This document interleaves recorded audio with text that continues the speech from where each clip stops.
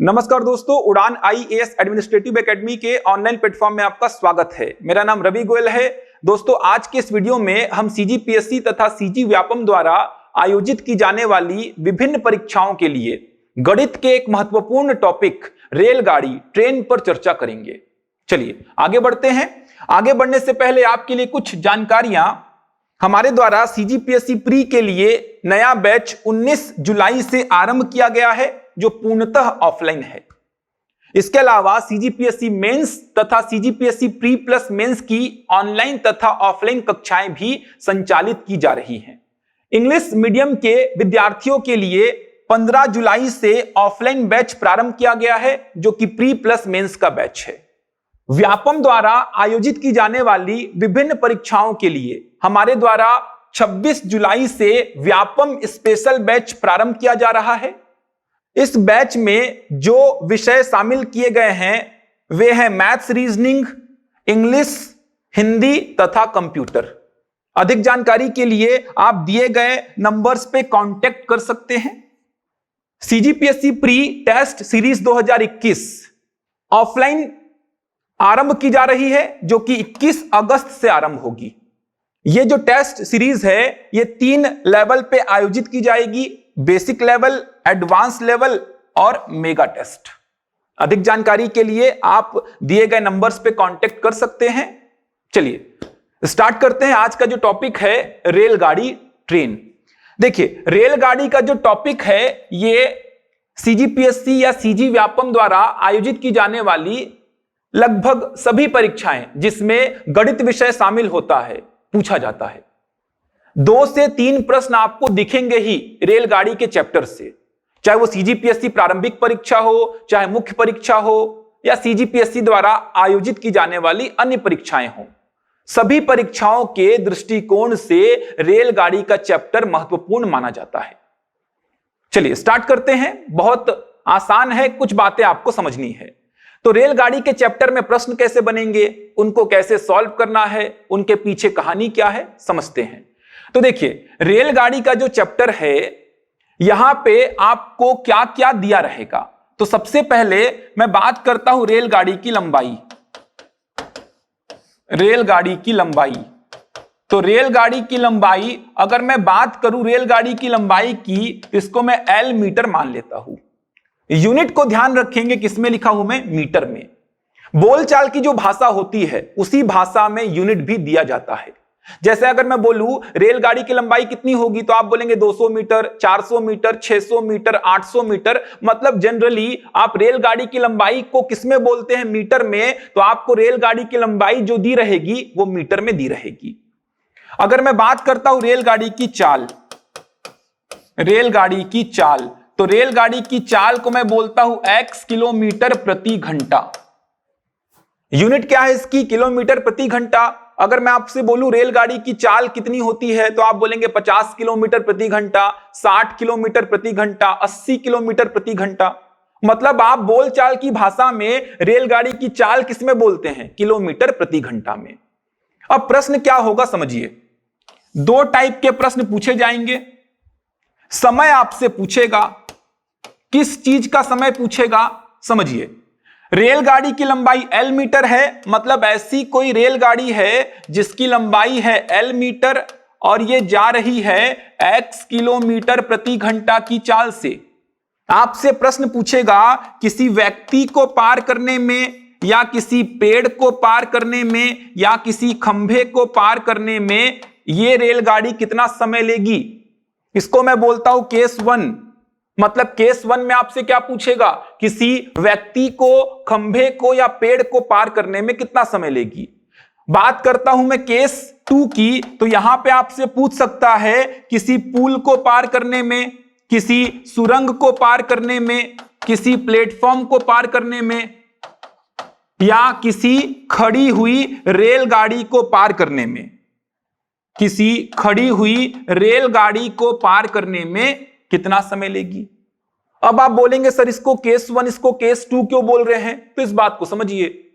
यहां पे जो ऑब्जेक्ट है, व्यक्ति, पेड़ या खंभा, ये ऐसा कुछ होगा।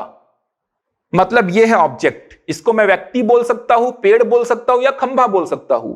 जबकि यहां पे जो ऑब्जेक्ट है ये इस प्रकार का कुछ है। ये मान लीजिए कोई पुल है, कोई सुरंग है, कोई प्लेटफॉर्म या कोई खड़ी हुई रेलगाड़ी है जिसकी लेंथ कितना बोल दीजिए, तो आप बोल दीजिए इसकी लेंथ कितना, b मीटर। कितना बोल दीजिए इसकी लेंथ, b मीटर। मतलब यहां पे जो ऑब्जेक्ट है उसका लेंथ, लंबाई नहीं रहेगा, जबकि यहां पे जो ऑब्जेक्ट है इसका लंबाई कितना बोल रहा हूं मैं, b मीटर बोल रहा हूं। ऐसा मान के चलिए ये कोई व्यक्ति है, पेड़ है या कोई खंभा है, जबकि ये कोई पुल है, सुरंग है, खड़ी हुई रेलगाड़ी है या प्लेटफॉर्म है। ठीक, अब आपने एक चाल का फॉर्मूला पढ़ा होगा, चाल बराबर दूरी बटा समय। तो यहां से समय का फॉर्मूला मैं लिख सकता हूं, तो समय का फॉर्मूला क्या आ जाएगा, दूरी बटा चाल। यह फॉर्मूला आप आसानी से बता सकते हैं। अच्छा, समय किसमें पूछेगा, सेकंड में पूछेगा। इस बात का ध्यान रखेंगे, समय हमेशा किसमें पूछेगा आपसे, सेकंड में। क्योंकि व्यक्ति को पार करेगी तो 10 सेकंड, 20 सेकंड, 15 सेकंड, 40 सेकंड। ठीक, या किसी पुल को, सुरंग को, प्लेटफॉर्म को या खड़ी हुई रेलगाड़ी को पार करेगी तो भी तो समय आप सेकंड में बताएंगे।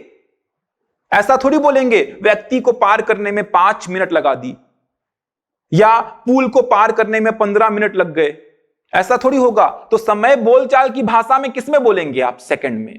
तो समय हमेशा किसमें बोलेंगे, सेकंड में बोलेंगे। मतलब जो भी समय आप फाइंड करेंगे किसमें फाइंड करेंगे, सेकंड में। अब एक बात समझिए, समय का फॉर्मूला क्या हो जाएगा, दूरी बटा चाल। समय का फॉर्मूला हो जाएगा दूरी बटा चाल। अब यहां पे आपने ये समझा कि चाल तो क्या हो जाएगी, रेलगाड़ी की चाल, क्योंकि भाई रेलगाड़ी आ रही है, कोई व्यक्ति खड़ा है या कोई खंभा है या कोई पेड़ है, उसको पार करने में कितना समय लेगी, तो चाल क्या हो गई, रेलगाड़ी की चाल। यहां व्यक्ति खड़ा है, ध्यान रखिएगा, व्यक्ति भी चलेगा तो केस अलग हो जाएगा। मतलब यहां पे जो ऑब्जेक्ट हैं खड़े हैं, पेड़ तो हमेशा खड़ा ही रहेगा, खंभा भी खड़ा ही रहेगा, व्यक्ति भी क्या है, खड़ा है। यहां पे आप देख सकते हैं पुल, सुरंग, प्लेटफॉर्म खड़े ही रहेंगे, रेलगाड़ी जो खड़ी है ये भी आपका स्थिर ही है। तो ऑब्जेक्ट यहां पे स्थिर है, केवल चल कौन रही है, जो रेलगाड़ी आ रही है वही चल रही है। अब मैं बोला किसी व्यक्ति को, पेड़ को या खंभे को पार करने में कितना समय लेगी, तो समय हो गया दूरी बटा चाल, और चाल क्या लिख दिए, रेलगाड़ी की चाल। बात आती है दूरी क्या होगी, पूरा कॉन्सेप्ट यहां पे दूरी का है। समझिए दूरी क्या होगी। तो जैसे मान लीजिए ये कोई व्यक्ति है या पेड़ है या कौन, खंभा है, यह है रेलगाड़ी। रेलगाड़ी इधर से आ रही है, इस व्यक्ति को पार करने में कितना समय लेगी, तो अभी मेरे को समय से कोई मतलब नहीं है भाई, यहां पे रेलगाड़ी है, मेरे को समय से कोई मतलब नहीं है। जैसे रेलगाड़ी यहां पहुंची मेरे को समय से मतलब स्टार्ट हो जाएगा, मैं समय काउंट करना आरंभ कर दूंगा। अब आप ये देखेंगे कि इस व्यक्ति को पार करने में कितना दूरी चली है, तो अभी मेरे को कोई मतलब नहीं है इसका दूरी, चाल या समय से। जैसे व्यक्ति के पास पहुंची मैं यहां से समय काउंट करना स्टार्ट कर दूंगा, तो आप देखिए व्यक्ति को पार करने में ये कितना दूरी चल रहा है। ये देखिए अभी व्यक्ति पार हो गया, नहीं हुआ है, अभी भी नहीं हुआ है, अब जाके व्यक्ति पार हुआ। मतलब आप देख पा रहे हैं व्यक्ति को पार करने में रेलगाड़ी जो है ये कितना दूरी चल रही है, तो खुद की लंबाई के बराबर। तो यहां पे दूरी क्या हो जाएगी, रेलगाड़ी की लंबाई हो जाएगी। ये आपको समझना है, रटना नहीं है। फिर से एक बार रिपीट कर दे रहा हूं, ये देखिए, ये मान लीजिए कोई ऑब्जेक्ट है, व्यक्ति, खंभा या पेड़, इधर से रेलगाड़ी आ रही है। भाई मेरे को टाइम से मतलब कब स्टार्ट होगा, जैसे इस व्यक्ति के पास पहुंची, क्योंकि एम क्या है, इस व्यक्ति को पार करना।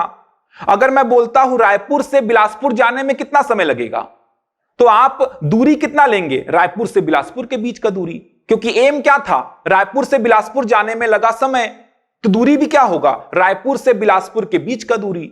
तो इस व्यक्ति को पार करने में ये ट्रेन कितना समय लेगी, तो दूरी कहां से स्टार्ट करूंगा, जैसे ट्रेन यहां पहुंची दूरी देखना स्टार्ट करूंगा। अब इस व्यक्ति को पार करने में कितना दूरी चलेगी, तो आप देख पा रहे हैं अब जाके व्यक्ति पार हुआ है, मतलब खुद के लंबाई के बराबर चल रहा है। फिर से बोल रहा हूं, ये देखिए ट्रेन आया, जैसे ट्रेन यहां पहुंचा, अब आप दूरी देखना स्टार्ट करेंगे, कितना दूरी चल रहा है, अभी व्यक्ति पार नहीं हुआ है, अब जाके व्यक्ति पार हुआ, मतलब इस केस में दूरी कितना हो जाएगा, रेलगाड़ी की लंबाई। तो जब भी किसी व्यक्ति को पेड़ को या खंभे को पार करेगी, तुरंत आप बोलेंगे दूरी क्या होगी, रेलगाड़ी की लंबाई होगी। अब रेलगाड़ी की लंबाई कितनी है, एल, किसमें, मीटर में। रेलगाड़ी की चाल कितनी है, एक्स, किसमें है भाई, किलोमीटर प्रति घंटे में। तो ये है मीटर में, ये है किलोमीटर प्रति घंटे में, जबकि समय मेरे को किसमें चाहिए, सेकंड में चाहिए। तो मैं क्या करूंगा, इस x किलोमीटर प्रति घंटा को मीटर प्रति सेकंड में कन्वर्ट कर दूंगा, और मीटर प्रति सेकंड में कन्वर्ट करने के लिए आपको पता होगा 5/18 का गुणा करते हैं। तो मीटर से मीटर कैंसिल होगा, तो समय किसमें निकलेगा, सेकंड में, क्योंकि ये सेकंड कहां जाएगा, ऊपर। अगर आप दूरी को रखते हैं मीटर में और चाल को रखते हैं मीटर पर सेकंड में, तो समय जो समय निकलेगा ये किसमें निकलेगा, आपका सेकंड में निकलेगा। तो दूरी आपको, मतलब लंबाई जो है ये हमेशा मीटर में दिया रहेगा, और चाल आपको किलोमीटर प्रति घंटा में दिया रहेगा, उसको आप हमेशा क्या करेंगे, मीटर पर सेकंड में कन्वर्ट करेंगे। ये जो फॉर्मूला है समय बराबर दूरी बटा चाल, इसमें दूरी हमेशा मीटर में, चाल हमेशा मीटर प्रति सेकंड में, तब समय किसमें निकलेगा, सेकंड में निकलेगा। तो आपको ध्यान यह रखना है कि पार किसको कर रही है। अगर किसी व्यक्ति पेड़ या खंभे को पार करेगी, तो आप बिना सोचे समझे दूरी को क्या लिखेंगे, रेलगाड़ी की लंबाई। क्यों लिखेंगे, उसका कारण आपको बता दिया हूं मैं। अब आते हैं सेकंड केस में। किसी पुल, सुरंग, प्लेटफॉर्म या खड़ी हुई रेलगाड़ी को पार करने में कितना समय लेगी, तो समय का फॉर्मूला तो वही होगा, दूरी बटा चाल। अब ऑब्जेक्ट जो है ये स्थिर है, मतलब खड़ा है, तो चाल सीधे क्या लिखेंगे, रेलगाड़ी की चाल। रेलगाड़ी की चाल, बात आएगी दूरी की। यहां पे समझिए, ऑब्जेक्ट ऐसा हो गया अब, जिसकी लंबाई कितना है, b मीटर, इधर से आ रही है रेलगाड़ी। अभी मेरे को ना तो समय से मतलब है, ना ही दूरी से। जैसे रेलगाड़ी यहां पहुंची, मैं समय काउंट करना स्टार्ट कर दूंगा, देखिए कितना दूरी चलेगी। क्या अभी ऑब्जेक्ट पार हो गया, नहीं हुआ है। अभी हो गया क्या, नहीं हुआ है। अभी हो गया क्या, नहीं हुआ है। ऐसा होगा तब जाके ऑब्जेक्ट पार होगा। इसका मतलब क्या हुआ कि पहले तो ये b लेंथ चली, उसके बाद खुद की लंबाई चली। समझ पा रहे हैं, फिर से बोल रहा हूं, जैसे रेलगाड़ी यहां पहुंची, आप दूरी काउंट करना स्टार्ट करोगे, कितना दूरी चल रहा है, ये देखिए अभी पार नहीं हुआ है, अभी पार नहीं हुआ है, अब जाके पार हुआ। मतलब तो पहले ये इसके लेंथ के बराबर चली, फिर अपने लेंथ के बराबर चली, तब जाके ये ऑब्जेक्ट पार हुआ है। मतलब यहां पे दूरी क्या लिखेंगे, रेलगाड़ी की लंबाई, रेलगाड़ी की लंबाई प्लस वस्तु की लंबाई, प्लस वस्तु की लंबाई। क्यों लिखे, इसका कारण आपको समझ में आ चुका है। अब रेलगाड़ी की लंबाई कितनी है, तो रेलगाड़ी की लंबाई आप बोलेंगे L, और वस्तु की लंबाई कितना, B। ये किसमें है, मीटर में, और चाल किलोमीटर प्रति घंटा में। वापस से आपको क्या करना पड़ेगा, किलोमीटर प्रति घंटा को मीटर प्रति सेकंड में कन्वर्ट करना पड़ेगा। तो इसको कन्वर्ट कर दिया मीटर पर सेकंड में, तो मीटर से मीटर कैंसिल होगा, तब जाके समय किसमें निकलेगा, आपका सेकंड में निकलेगा। तो ध्यान केवल यह देना है कि पार किसको कर रही है रेलगाड़ी। अगर पार करेगी किसी व्यक्ति को, खंभे को या पेड़ को, मतलब ऑब्जेक्ट ऐसा कुछ होगा, तो लंबाई जो होगी रेलगाड़ी की वही होगी दूरी। ऑब्जेक्ट अगर ऐसा होगा तो दूरी क्या होगी, रेलगाड़ी की लंबाई प्लस वस्तु की लंबाई। इतना केवल समझना था इस चैप्टर में। ठीक, कुछ क्वेश्चंस ले लेते हैं, आपको समझ में आएगा। देखिए पहला क्वेश्चन लिखा हुआ है, 108 किलोमीटर प्रति घंटा की चाल से जा रही 90 मीटर लंबी रेलगाड़ी एक बिजली के खंभे को कितने देर में पार कर लेगी। ऐसा कुछ हो रहा होगा, रेलगाड़ी जो है ये 90 मीटर लंबी है, ये जा रही है 108 किलोमीटर प्रति घंटा की चाल से। यहां पे मान लीजिए कोई बिजली का खंभा है, इस खंभे को पार करने में ये रेलगाड़ी कितना समय लेगी। वही केस है, ये खंभा है, ये रेलगाड़ी। ये देखिए, यहां से आप टाइम काउंट करना स्टार्ट करेंगे, अब जाके ये खंभा पार होगा। तो यहां पे आप क्या बोलेंगे, समय होता है दूरी बटा चाल। समय हो जाएगा दूरी बटा चाल। अब दूरी क्या लूंगा मैं, रेलगाड़ी की लंबाई। तो रेलगाड़ी की लंबाई कितना है, 90 मीटर। रेलगाड़ी की चाल कितना है, 108 किलोमीटर प्रति घंटा। इसको मीटर प्रति सेकंड में कन्वर्ट कर दीजिए। अच्छा, 108 किलोमीटर प्रति घंटा को मीटर प्रति सेकंड में कन्वर्ट करने के लिए 1000 बटे 3600 भी कर सकते हैं। किलोमीटर को मीटर में बदलने के लिए 1000 का गुणा और घंटे को सेकंड में बदलने के लिए 3600 का गुणा। इसी को कट स्पीड जब आप करते हैं तो ये कितना आता है, 5/18 आता है। अब सिंप्लीफाई कर लीजिए, 18 से काट दीजिए, 18 छिका 108 होता है। कितना आ जाएगा देखिए, 90/30 कट करेंगे तो 3 त्रिका 9। तो ये 3 जो आया है ये किस में आएगा, सेकंड में आएगा। कितना आसान बन रहा है। तो केवल समझने वाली बात क्या थी कि जो दूरी होगी वो क्या होगी, रेलगाड़ी की लंबाई होगी। क्यों होगी, उसके पीछे का कारण आपको बता चुका हूं। मेरा एम क्या है, बिजली के खंभे को पार करना। तो बिजली के खंभे को पार करने के लिए रेलगाड़ी कितनी दूरी चलेगी, खुद की लंबाई के बराबर। ठीक, अगला क्वेश्चन देखते हैं। 490 मीटर लंबी रेलगाड़ी 63 किलोमीटर प्रति घंटा की चाल से 210 मीटर लंबी गुफा को कितने देर में पार कर लेगी। मतलब ऐसा कुछ हो रहा होगा, ये 490 मीटर लंबी रेलगाड़ी है, ये जा रही है 63 किलोमीटर प्रति घंटे की चाल से। यहां पे मान लीजिए कोई गुफा है जिसकी लंबाई आपको दी है 210 मीटर। तो इस गुफा को कितने देर में पार कर लेगी। तो समय पूछा है, तो समय क्या हो जाएगा, दूरी बटा चाल। अब इस केस में दूरी क्या हो जाएगी, आपको समझाया, रेलगाड़ी की लंबाई प्लस ऑब्जेक्ट की लंबाई। और चाल कितना है, 63। इसको कन्वर्ट करेंगे मीटर पर सेकंड में। तो ये वाला जो दूरी है मीटर में है, चाल हो गया मीटर पर सेकंड में। सिंप्लीफाई कर लीजिए, जोड़ेंगे कितना आ जाएगा, 700 आ जाएगा। 700, 400 और 200 600, 700, 18 ऊपर आ गया, 63 गुणा 5। कट करिए इसको, 5 से कट कर सकते हैं, 5 एकम 5, 5 चौको 20 और 0।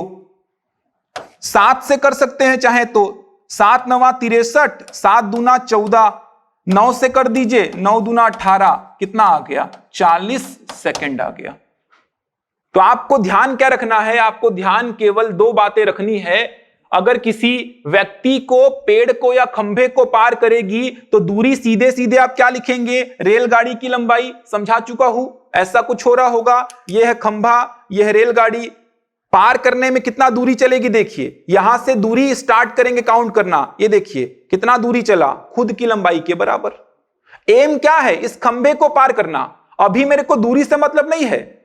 आपको रायपुर से बिलासपुर जाना है, एग्जाम्पल ले लीजिए, और मैं बोलूंगा दूरी क्या होगी, समय कितना लगेगा, तो आप यही बोलेंगे ना, रायपुर से बिलासपुर के बीच का दूरी। आप थोड़ी बोलेंगे रायपुर से कोरबा के बीच का दूरी।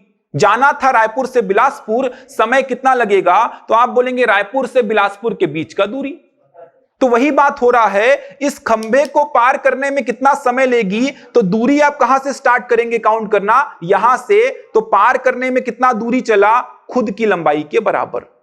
जबकि इस केस में कितना दूरी चलेगा, रेलगाड़ी की लंबाई प्लस वस्तु की लंबाई।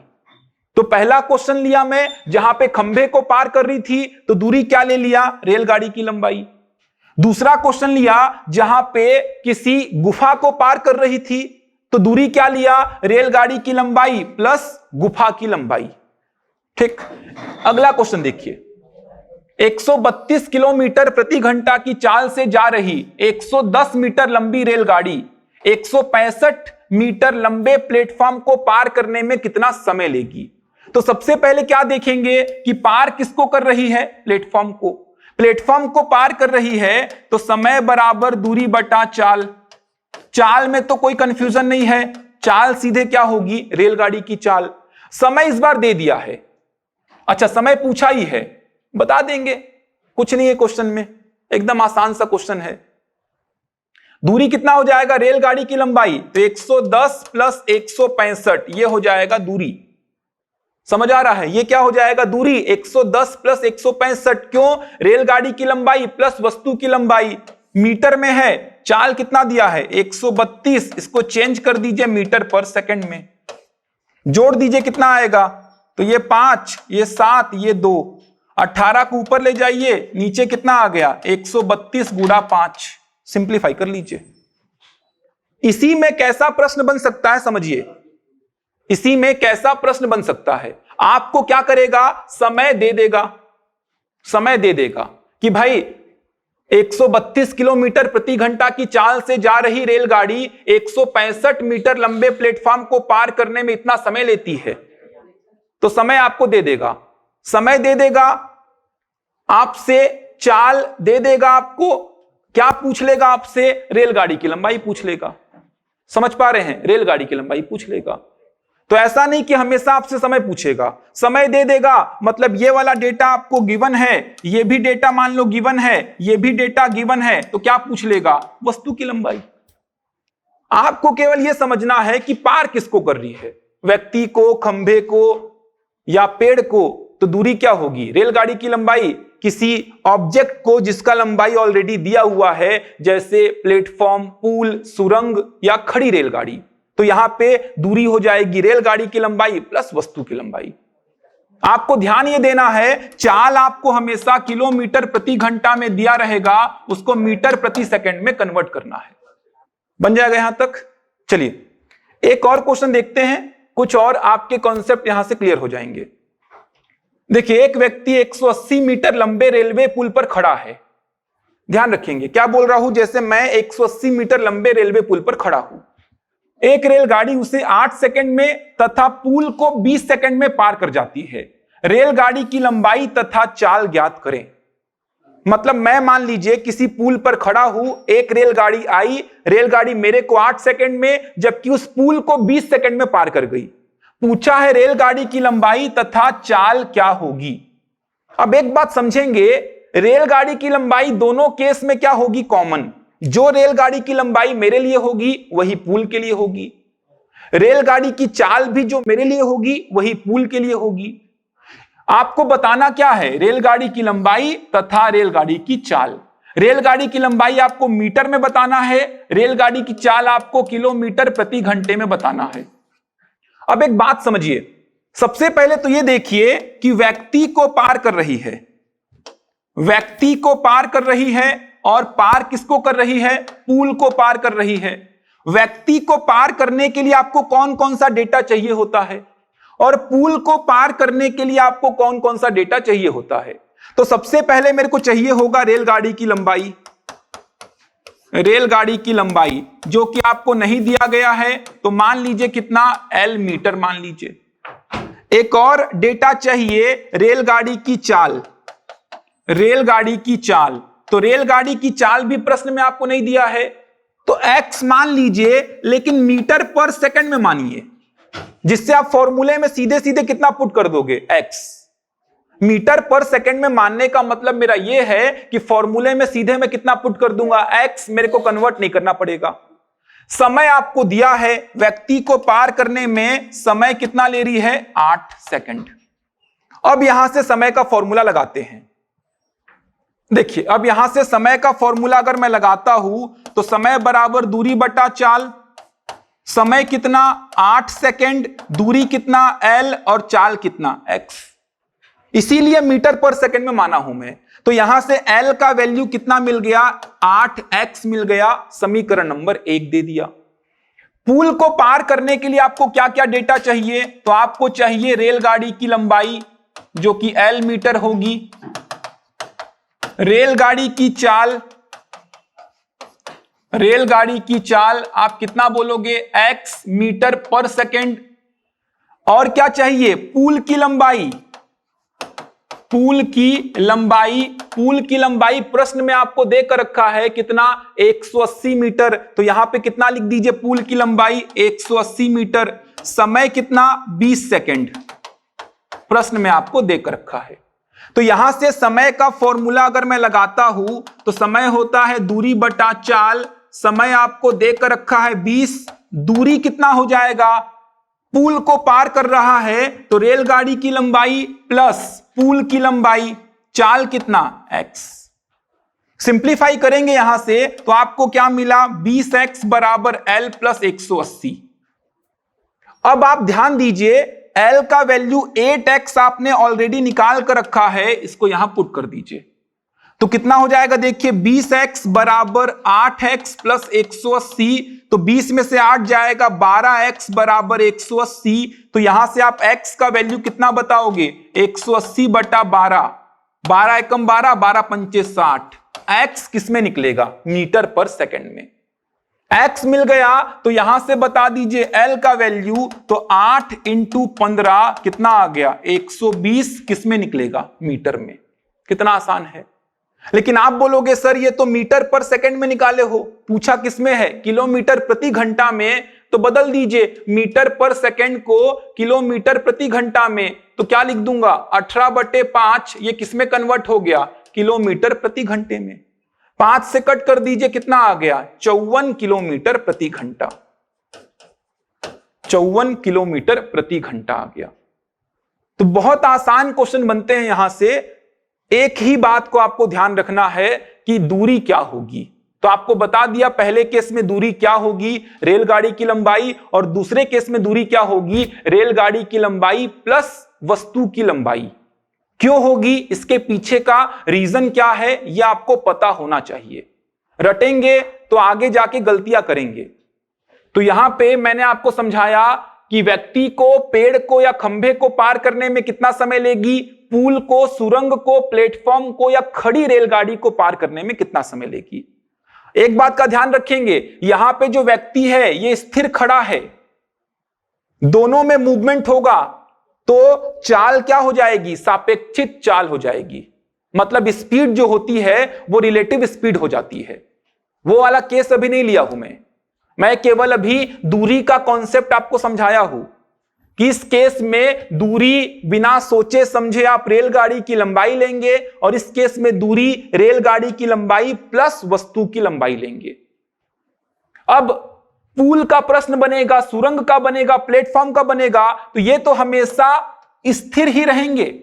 मूवमेंट किसमें आ सकता है, रेलगाड़ी में। जो रेलगाड़ी खड़ी थी वो भी क्या होगी, चलने लगेगी। यहां पे जो व्यक्ति खड़ा था वो भी चलने लगेगा। पेड़ और खंभा जो है ये तो आपका खड़े ही रहेगा। तो मूवमेंट वाला केस यहां पे ये व्यक्ति में बन सकता है, और यहां पे जो रेलगाड़ी खड़ी थी वो भी मूव करेगी। तो उसको अभी नहीं ले रहा हूं, अभी केवल मैं आपको समझाया हूं जहां पे ऑब्जेक्ट जो है वो खड़ा था, उसमें कोई भी मोशन नहीं था। जब मोशन होगा तो दूरी का कॉन्सेप्ट तो सेम रहेगा, चाल का चेंज हो जाएगा। दूरी का तो सेम रहेगा, रेलगाड़ी की लंबाई प्लस वस्तु की लंबाई, और यहां पे रेलगाड़ी की लंबाई। चाल का थोड़ा सा कॉन्सेप्ट चेंज हो जाएगा, उसको अभी नहीं ले रहा हूं। तो बहुत इंपॉर्टेंट है, थोड़ा सा पोर्शन बच जाता है, जब दोनों में मोशन होगा वहां पे क्वेश्चन कैसे बनेंगे, वो वाला पोर्शन बच जाता है। तो उसको आपको बाद में प्रोवाइड करा दूंगा। बहुत इंपॉर्टेंट चैप्टर है, यहां से प्रश्न पूछे जाते हैं, तो अच्छी से इसको पढ़ लीजिएगा। मिलते हैं अगले वीडियो में, तब तक के लिए धन्यवाद।